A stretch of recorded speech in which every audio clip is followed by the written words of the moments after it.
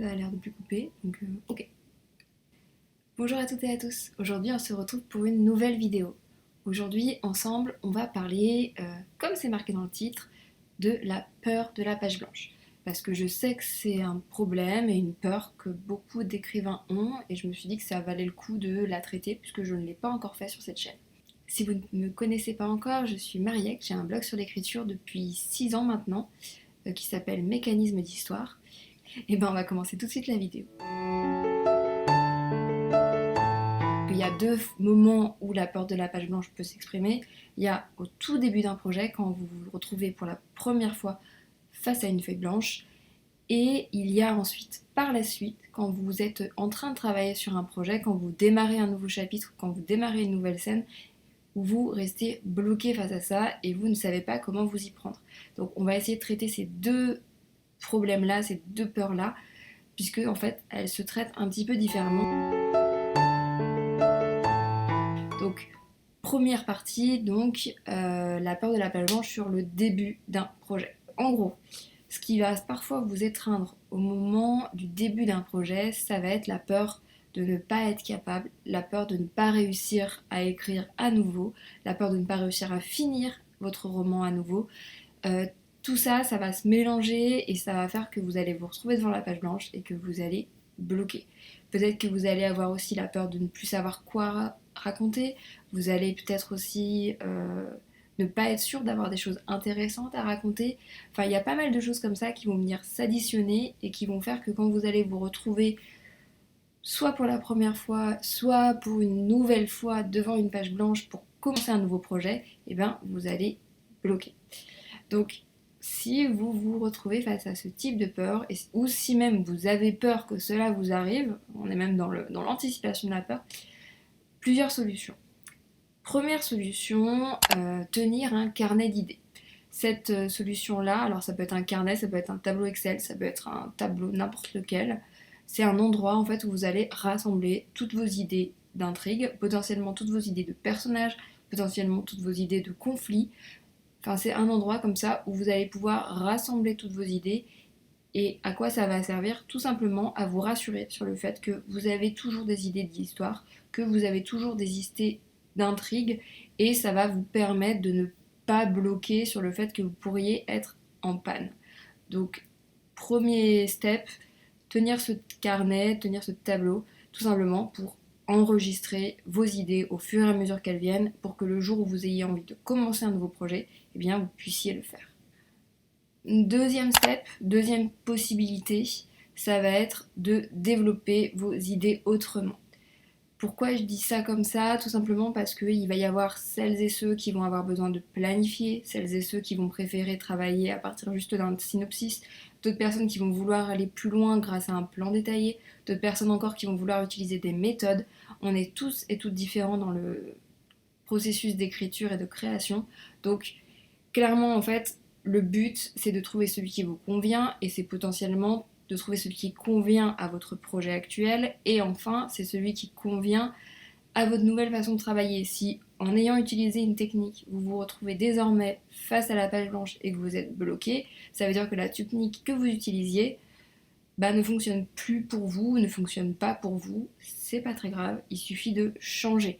Pour cela, je vous ai donné quelques outils juste avant, mais ça va être effectivement, par exemple, la méthode flocon, le plan détaillé, le synopsis, la totale finalement improvisation. Toutes ces solutions-là vont vous permettre finalement de développer vos idées et de vous retrouver face à une feuille en sachant à peu près ce que vous allez pouvoir écrire.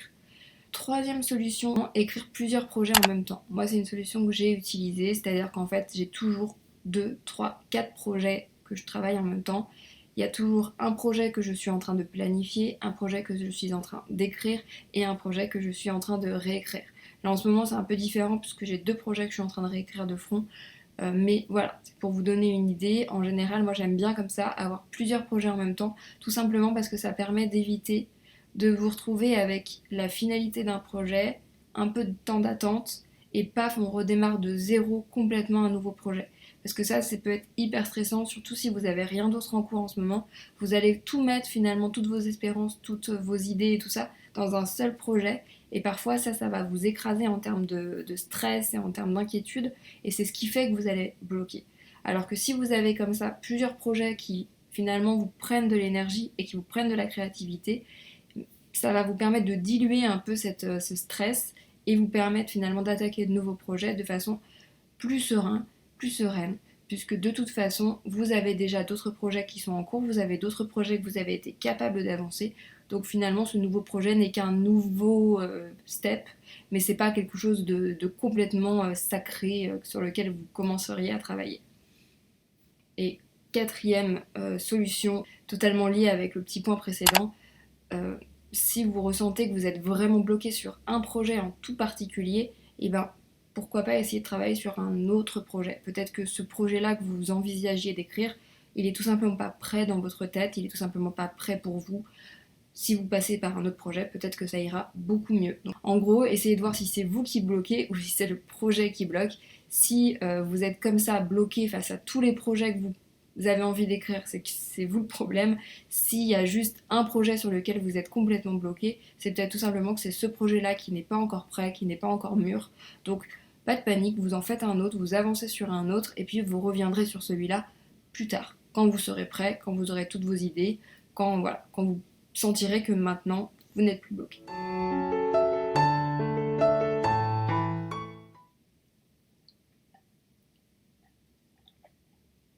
Elle est belle ma tasse briquet, non?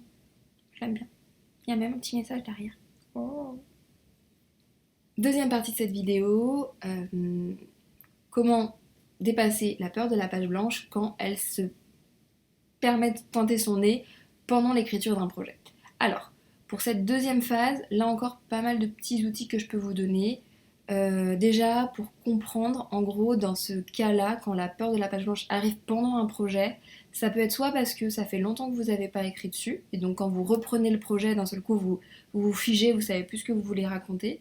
Ça peut aussi être tout simplement parce que vous avez abandonné votre projet pas longtemps avant, mais sur un blocage que vous aviez. Vous avez arrêté d'écrire parce que vous sentiez que vous n'étiez pas bien, vous sentiez que vous étiez parti un petit peu à l'aveuglette.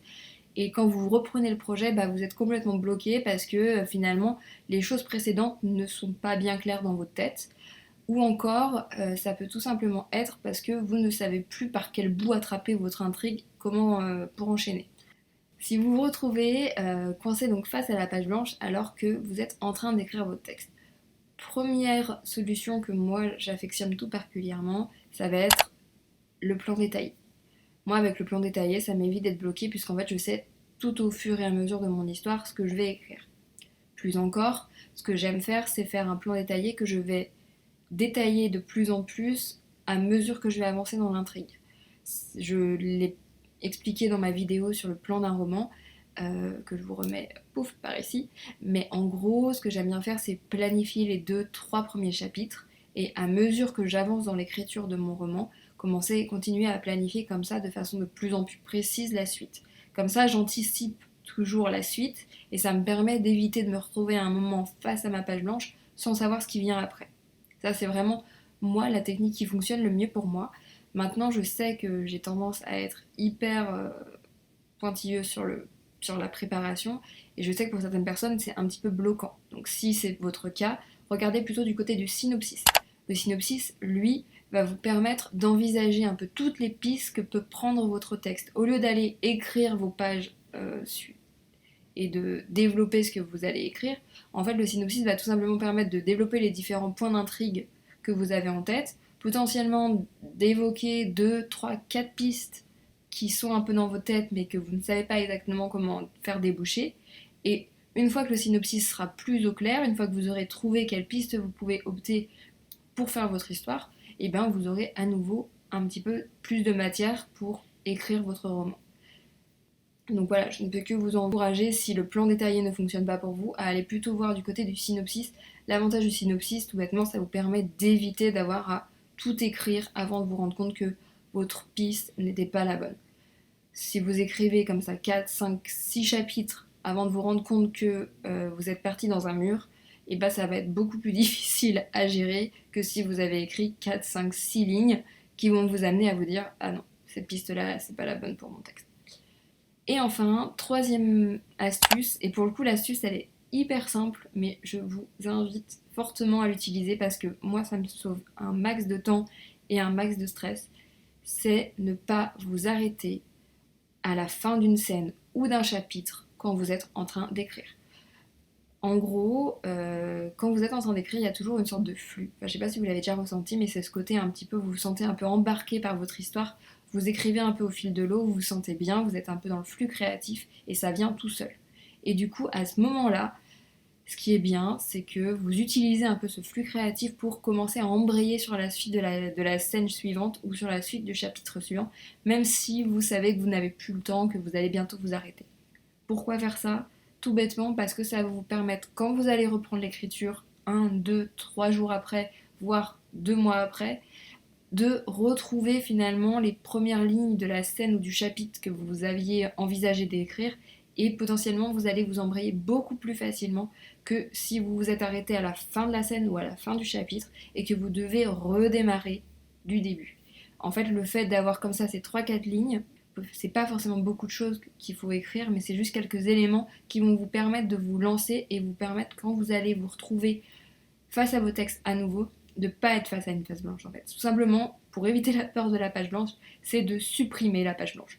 De toujours vous retrouver avec quelques phrases, quelques lignes qui vont vous permettre de ne pas avoir face à vous cette page blanche. Puisque finalement, vous aurez toujours quelque chose et vous aurez qu'à enchaîner. Et c'est beaucoup plus facile d'enchaîner une réflexion que vous aviez eue auparavant que de devoir redémarrer à zéro, surtout quand vous reprenez l'écriture, parce que quand on reprend l'écriture, des fois, et ben ça demande un petit peu d'énergie pour re-rentrer dans le flux de son texte, pour retrouver l'énergie.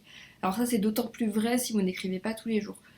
Quand on écrit tous les jours, c'est quelque chose que j'ai pu tester là pendant le NaNoWriMo dernier. C'est vrai que quand on écrit tous les jours, finalement, cet entrain, ce côté un petit peu écriture comme ça, ce flux créatif, il est là en permanence.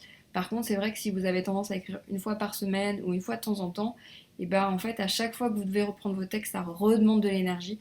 Et c'est là où c'est pas mal d'avoir quand même gardé comme ça quelques premières phrases pour vous lancer et pour vous permettre de faire une reprise un peu en douceur, quitte à ce que quand vous allez reprendre l'écriture, vous vous disiez ah non mais c'était complètement pourri ça, je vais réécrire quelque chose d'autre.